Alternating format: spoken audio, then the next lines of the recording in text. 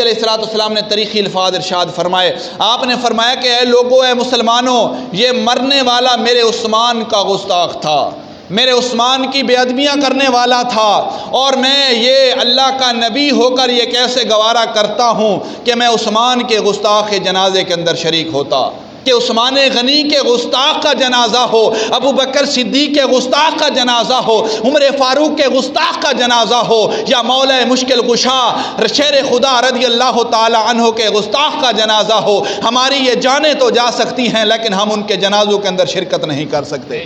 یہ پوچھنا چاہتا ہوں کہ جب جو بندہ ہمارے اصحاب پر انگلیاں کھڑی کرتا ہے، بکواس کرتا ہے، زبان درازی کرتا ہے، تب ہماری غیرتیں اور عزتیں کہاں چلی جاتی ہیں؟ حضرت عثمان غنی رضی اللہ تعالیٰ عنہ کے پیچھے زبان درازی کرتے ہیں، بکواس کرتے ہیں غلط الفاظ کے ساتھ. میں ایک حدیث مبارکہ آپ کو پیش کرنے لگا ہوں، عرض کرنے لگا ہوں.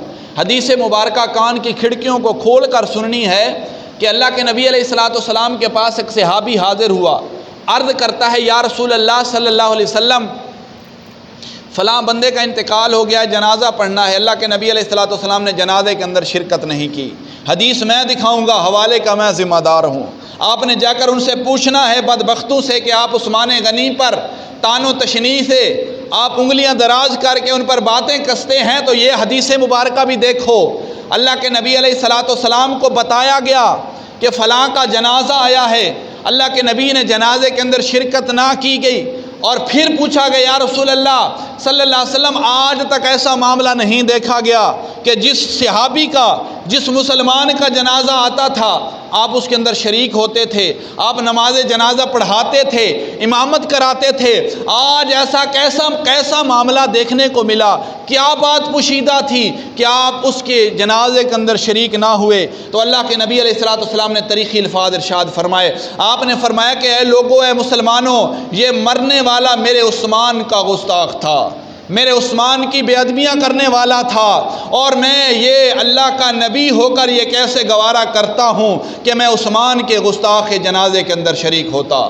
اب دیکھیں، اللہ کے نبی خود تشریف فرما نہیں ہوئے، خود آپ نہیں جنازہ پڑھانے کے لیے تشریف لے کر گئے، تو ہم مسلمانوں کے لیے بھی ایک مشعل رہا اللہ کے نبی علیہ الصلوۃ والسلام کے طریقے اور سنتیں ہیں، ہم نے ان کے مطابق اپنی زندگیاں بسر کرنی ہیں. اگر اللہ کے نبی عثمان غنی کے گستاخ کے جنازے میں شریک نہیں ہوئے تو ہم مسلمانوں کو بھی یہ پیغام ہے کہ عثمان غنی کے گستاخ کا جنازہ ہو، ابو بکر صدیق کے گستاخ کا جنازہ ہو، عمر فاروق کے گستاخ کا جنازہ ہو، یا مولا مشکل کشا شیر خدا رضی اللہ تعالی عنہ کے گستاخ کا جنازہ ہو، ہماری یہ جانیں تو جا سکتی ہیں لیکن ہم ان کے جنازوں کے اندر شرکت نہیں کر سکتے.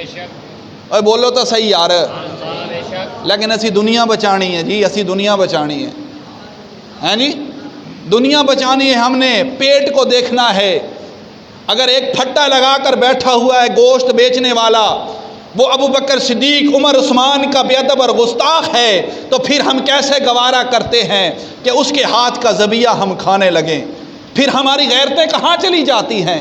پھر ہمارے یہ ایمان کہاں چلے جاتے ہیں؟ اگر بیان کیا جا رہا ہوتا ہے اس پر بھی انگلیاں کھڑی ہونا شروع ہو جاتی ہیں. الحمدللہ کچھ لوگوں کا یہ دعویٰ ہے چک کے اندر کہ قاری صاحب جو ہے وہ دوسری لائن میں زیادہ پیر رکھتے ہیں اور اہل بیت کی زیادہ شان بیان کرتے ہیں. میں نے کہا الحمدللہ اہل بیت کے بھی ہم حبدار ہیں اور صحاب کے بھی حبدار ہیں، ہماری جانیں ان کے لیے قربان ہیں.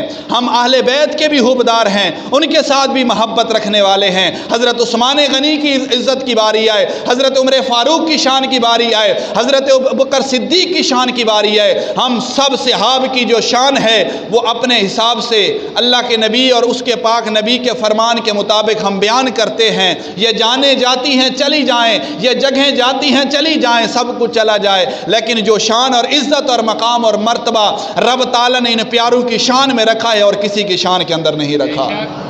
اللہ تبارک و تعالیٰ ہم سب کو حق بیان کرنے کی توفیق عطا فرمائے، حق کو سن کر اسے ہضم کر کے اس پر عمل کرنے کی توفیق عطا فرمائے. ہم نے اپنے آپ کو تبدیل کرنا ہے، بدلنا ہے، ہم نے تبدیل کرنا ہے. اب دیکھیں یار، میں ایک بات آپ سے پوچھتا ہوں، میرا والد ہے، اس کے لیے کوئی بندہ اچھا گمان نہیں رکھتا، گالیاں نکالتا ہے، برا بھلا کہتا ہے، تو اب میں کون سا غیرت مند بیٹا ہوں کہ اس والد کے اوپر گالیاں نکالنے والے کو، جبکہ میرے والد کا کوئی قصور بھی نہ ہو، کوئی پیسہ مسئلہ اور پریشانی بھی نہ ہو، کوئی بات نہیں ہے، ہونے کے باوجود بھی اگر کچھ نہ ہو تو پھر اگر وہ کستا ہے، یا پھر الٹ معاملہ ہو، سب برائیاں پائی جائیں، پھر اگر کوئی گالیاں نکالتا ہے، اس اعتبار سے بھی کبھی میری غیرت گوارا نہیں کرے گی کہ میں اس بندے کے ساتھ ہاتھ ملاؤں۔